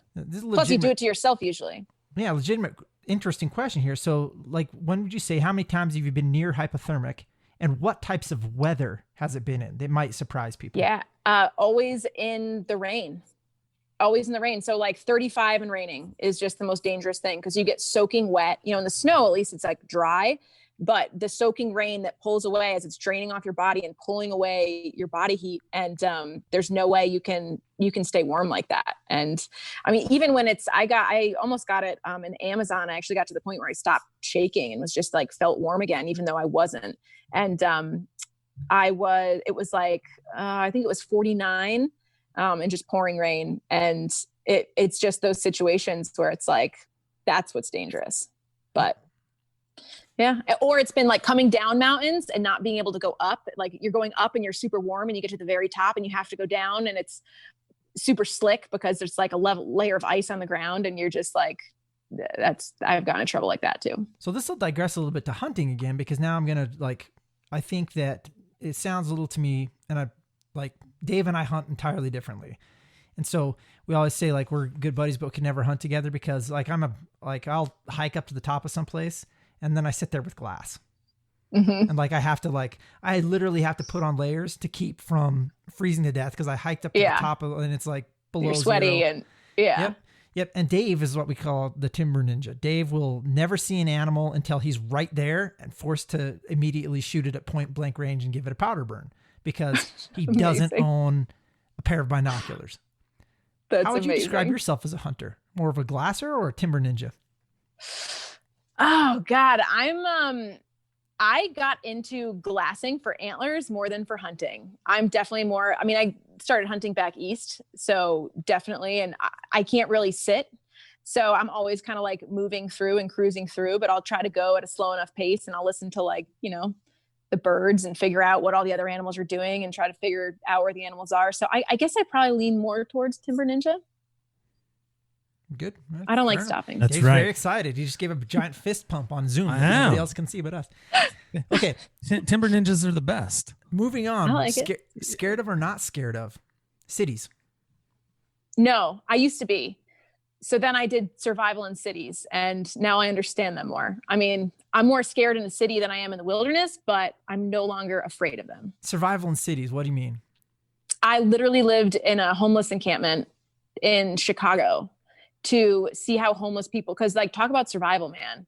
And surviving all the things that were going on there was a whole other thing, but just observing from that level of from that place was really amazing.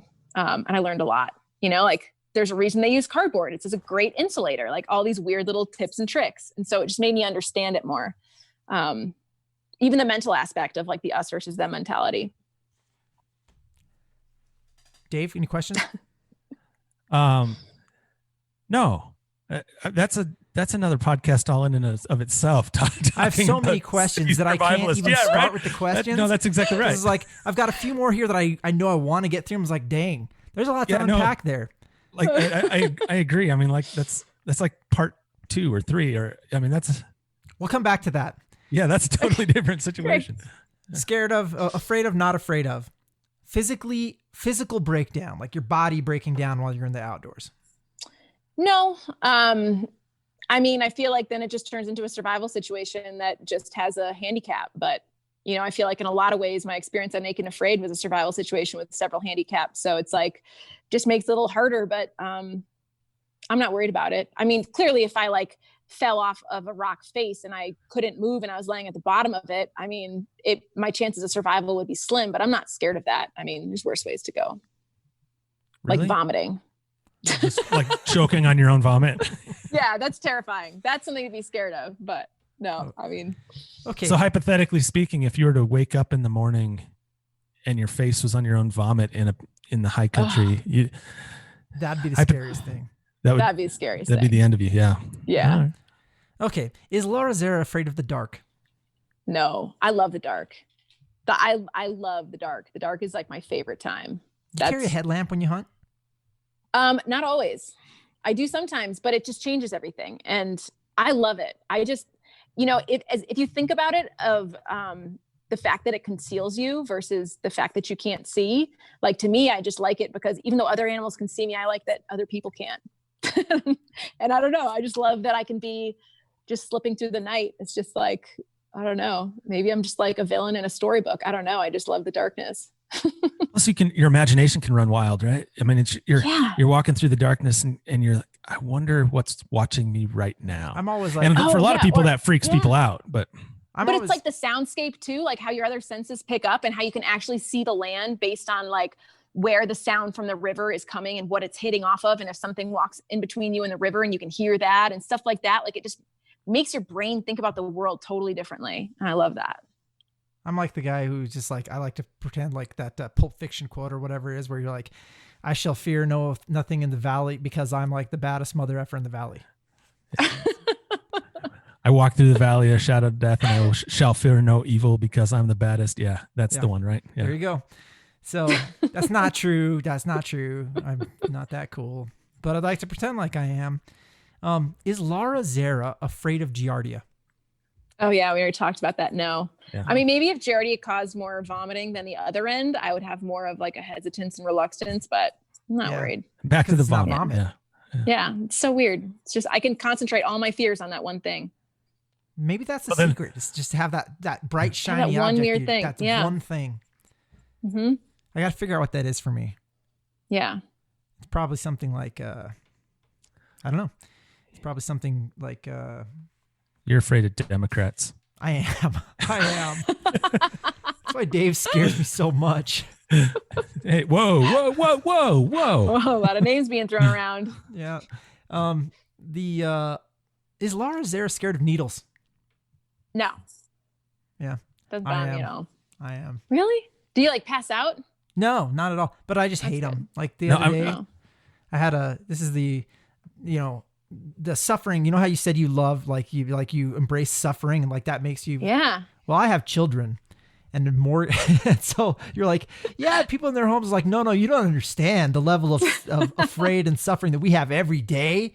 Like I got some serious honeydew list to take care of. It's frightening. But yes, needles. I had to get my blood taken the other day to get life insurance, of course. And so this is like, but I just hate it. I hate it. Which is really too bad because I think tattoos are really cool. I'm with you, Nephi, though, on the hating needles. I had surgery done like 15 years ago. I had to have a surgery done on my elbow, and I had to have the IV in pre-op, and I got so freaked out they had to give me anti-anxiety medication to get me calmed down enough to give me the IV, and then it still took 3 people to hold me down to get the needle in. So you guys clearly haven't had rabies exposure, because that's the worst with needles. No, you have? Oh yeah, twice. And the needle, like the gauge of the needle is so thick that the first time they did it, it bounced, because they don't do it in your stomach anymore. They do it in your butt. And it like bounced off my butt cheek. That's how thick it's like a fire gauge hose. of the needle was. It was like a milkshake they had to put in there. Yeah, it was terrible. Then you have like a huge egg there and you like have to sit on a donut. Yeah. Super fun. I'm not going to volunteer for that challenge, but you know. It beats the alternative. Yeah, it does. Rabies, not cool. Okay. Is Laura Zerra scared of politics? I am a little scared of politics. Why? I'm uncomfortable with politics. You know, I just feel like the world isn't black and white, and people love to like fight other people, and it overwhelms me. Like anytime people start talking about politics, I'm just like, oh my gosh, like I don't want to be here right now. Because people like, well, I've seen like families broken apart and like terrible things, and really, when you listen to each person's viewpoint, it might not even be that radically different. I mean, sometimes it is, and then whatever. But like sometimes it's like this one tiny little thing, and people make enemies over that. And it just like, I don't like when people are upset. I hate drama. I'm just like, I don't want this at all. I don't want to deal with this. Like, it's awful. Yeah. I actually expected you to say you hated politics because you thought it would make you vomit and it would get back to the vomiting. That too. You know, as much as Dave, like, you know, jokes with me, like, you know, not being scared of Democrats, the reality is, boy, I hate labels in politics. I hate how those things, you know, party, and I hate how that labeling drives people into these tribes of unreasonableness, and it just drives me absolutely bonkers. Well, it's like hunters and non-hunters, right? I used to actually work at a taxidermy shop right next to a yoga studio, and if I had come at them like, whatever, stupid people, you know, but I would like invite them in and we'd have these long talks, and they were, you know, like this vegan might walk in, and by the time she left, she would be like, I understand now. And I'm still going to burn the place down, but I understand. Well, no, but like, you know, I think there's like, when you come at someone fighting already, like, and usually with politics, everyone just has their hackles raised to start with. So it doesn't usually end up going somewhere good when people are discussing it. No, so politics in general are fine. People talking about politics, it's like, I'm getting uncomfortable right now. Yeah. Well, I think part of the problem, like largely when you say politics, there's an assumption that if somebody is especially today, that if somebody has a different political view than you, what they're really trying to do is change your lifestyle. They're trying to change who you are. It's not, they're not trying to change policy. They want to physically change you, your actions. And I think that's tough. I think if we all respect that, hey, you know what, we all kind of do things a little bit different, and that's okay, then it's okay. But that's not the flavor of modern politics. No, it's not. It's just, it's so volatile and so polarized and so intense, and everyone just feels like it's a personal attack. And so it's like, oof. It's combat. Yeah. Politics today is combat. Yeah. So is Laura Zerra afraid of, continuing down our list, last item, is Laura Zerra afraid of Jana Waller? Oh, I would not want to be on Jana's bad side ever. Like, we call her the cannon because like, and it's not like she goes against other people. It's if she wants to defend an injustice, like if she sees something terrible happening, or like if someone said something terrible about someone she loved, I would just never want to be on her bad side, because she is like, she will defend injustice with her life. She's amazing in that way. And that reason that I would be scared of her is also the reason I love her so much, because she really does have the biggest heart in the world, and that's where it comes from. But she's also just a badass. Does she ever say something to you like when you disagree? She says something like, you know, Laura, people get lost in the woods all the time. Does she ever say that? Because she said that to me once, and I was like, did she really? No, she didn't. I just was making that up because it made this. I mean, I would be like, ooh, what did you do? Yeah, the story was better if I embellished it a little bit. You know, I think she said something like, "Oh, you're such a nice person," and with a Wisconsin accent, and so I was just like, I know, because she really is like the sweetest person in the world, but she's like, wouldn't want to be on her bad side. That's a good thing, I think. Dave? Well, so am I afraid of Jana? No. No, I'm just kicking it. No, that's not what I was saying. Questions. Yeah. So a couple of things that we're missing from your list. We won't go on forever, right? This could go on all night, right? But Especially if you say Endangered Species Act, in which case Dave will now give Oh my gosh, yeah. Oh God. But 3-day treatise. No, we're not going to do that. Don't start that. Professor Wilm. Because you can't turn me off because I start teaching that class next week. No, one of the things that freaks me out that's not on this list, and I'm curious, because I've experienced it, and the long-term effects of it are frostbite. Oh yeah. Well, I've had frost nip and not frostbite. I mean, I feel like the situations I've been in, it's like I don't have any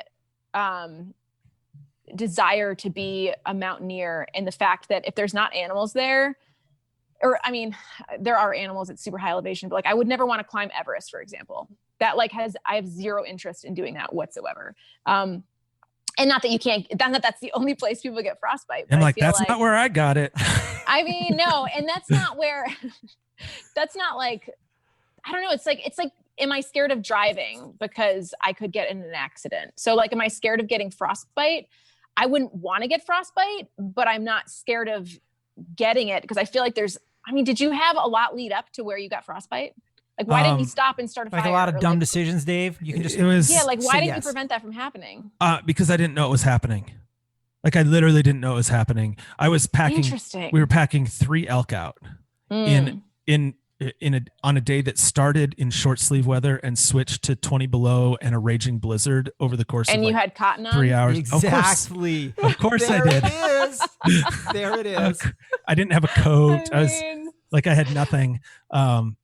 And I think it was about like, I just didn't know until we got the 3rd elk packed out, and it was way after dark. And, like you're disoriented because the blizzard's coming from all directions. The guy I was with had to take his stocking cap and he cut eye holes in it to pull it down to cover his face to protect himself. I had a sweatshirt, so I just cinched it up so I could just see right out of that little. But why didn't you stop and start a fire under, like in some kind of slightly vaguely sheltered area? Yeah, so there were no sheltered areas here. You were exposed to everything? 100%. So this was an elk hunt, but it's not your traditional think about it. You're not like in the timber type of elk hunt. This was more on rolling sage. And you could get out of the wind a little bit, but you couldn't get out of the elements. Right, it was still gonna be snowing on you. You were going to get it. And so for me, it was like the snow was coming down so hard and so fast and blowing around so much that I was afraid of actually not being able to find the elk. Like losing it, the last one. Yeah. Part of me kind of wanted to because I just didn't want to have to deal with packing it out. But but really, it was like we got to get back and we got to get that last elk out while we can still find it. And I didn't know that I was suffering from frostbite until I got back. We got the last one packed out and we got out. And then I took my boots off and my socks were frozen. We're frozen to my feet. Yeah. So and brutal. I didn't even know it was happening. Right. So, and I was wearing like a light boot and like everything that you could do wrong, but that kind of freaks me out. It was a moon boot, just so you know, those moon boots from when you were a kid, that's what it was. He was wearing moon boots. And I was only 25 miles from town. This wasn't like I was at a spike camp and getting back to camp and having to warm up. Like, we got the last elk packed out and I was able to get into a truck and turn on the truck and run the heater. That's so interesting. And just never realized that I was going through that. So what, do you still have, you probably still have places on your foot that you can't feel. Right. Like nerve damage and everything. Right. But what scares you about it? That. I would be really excited to not be able to feel my feet anymore. Like that the damage could be so bad that you have to have amputation and you didn't. Okay. Yeah. That makes more sense. Yeah. So that, but it doesn't bother you. It bothered. No, I don't want it to happen, but I'll deal with that when it comes, if it does. I'm not scared of it. All right. Then I'm not going to ask anything else because clearly nothing but vomit gets just vomit. To you. We've given up. You have bested us, Laura Zerra. Congratulations. There was no surprise there. 2 more questions, and then we'll let you. We've held on to you for a long time. We really appreciate you taking this much time with us. I just looked at my watch and I'm like, holy smokes, have we been doing this long? This has been fun. What's next? Like professionally, what's next for you? Yeah. So I'm actually in the starting phases of having a podcast. So it's been something I've wanted to do for a while. And I just feel like with the state the world's in right now, we could use some more, I don't know, good stuff out there. People have time to listen to it and I have things to say. So stay tuned for that. It's, it's probably gonna be some time yet before they're actually out for listening, but it's happening. And then there's a hope for another book as well. That's more of my stories and won't be like a technical book, but that's also in the future. And then just adventures mixed into all of it until, for the foreseeable future. So that's about it. Oh, that's all, huh? That's all. Just a podcast book and continuing adventures. Yeah, that's it. Yeah. What else? Okay. Yeah. Yeah, I'm gonna go make a sandwich. Don't put mayo on it. It's better that way. It's probably all that's going to be on it. All right. Last question. Mm-hmm. And so this is a question we ask all of our guests that come onto this podcast. Mm-hmm. Your Mountain Podcast, we're talking about all these things related to the outdoors. And this has been clearly the outdoors have influenced you in profound ways. Obviously, Mm-hmm. it's just part of who you are at this point, right? Yeah. But we are curious. We ask everybody, what's your mountain? And your mountain being, is there one place, all these adventures you've had, is there one place that, that you hold closer than any place else, like that's special, or like a metaphorical place that's like Yes, really important to you? Like, what's that place to you? definitely. What's your mountain? It's the Bitterroot Mountains of Montana, like into Idaho, like right on the border there. Just that whole area to me, there's something magic about the land there. And I've been all over the world. And it's just something where I just love that so much, and nothing will ever feel like home as much as it does here. We've heard you've got competition. I think we've heard other people that have said the Bitterroots. It's really it's a weird special place, right? It's a special place. It is. It's pretty magic. I wonder, here. It might even be somebody you know. I doubt. I doubt. I get don't lost know in the woods anyone all else the who likes time. these mountains.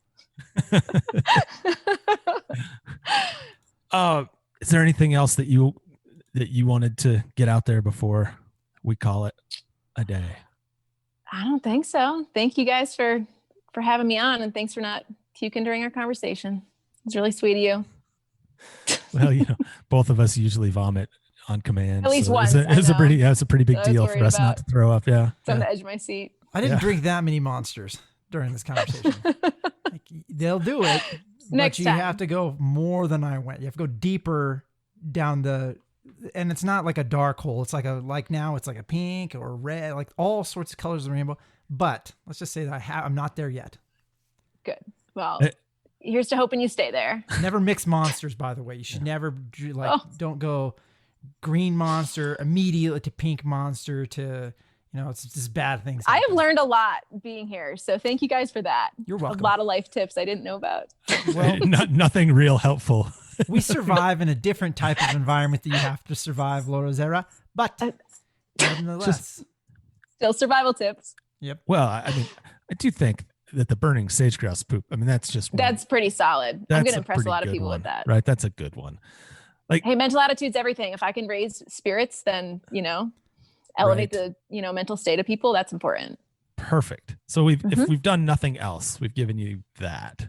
Yeah. I'll take it. Thank you so much for spending so much time with us. I mean, it's really cool for folks that haven't had a chance to. I'm like Nephi. I've never actually watched Naked and Afraid. Perfect. So. Me neither. But for, yeah. For folks listening, I guess check it out, right? And you want to plug your social channels? Yeah, I'm most active on Instagram, and it's at Laura Zerra. So just my name. So find me. I put a lot of what I do on there, which is weird because I'm like the primitive girl who uses her cell phone to post stuff about the crazy primitive stuff she does. But you know what? That's the world we live in. And talks about wanting to be disconnected, but then immediately puts it on Instagram. Well, I'm totally. just, I took a year off. It was crazy. So now I'm like playing catch up. So thank you so much for joining us. Thanks for coming back. Yeah, we really do. Thank you so much for having me. I appreciate you guys. It's been super fun. Yes. And for everybody out there listening, thank you so much for joining us. And especially true after this podcast, remember that life is about experiences. So go have one.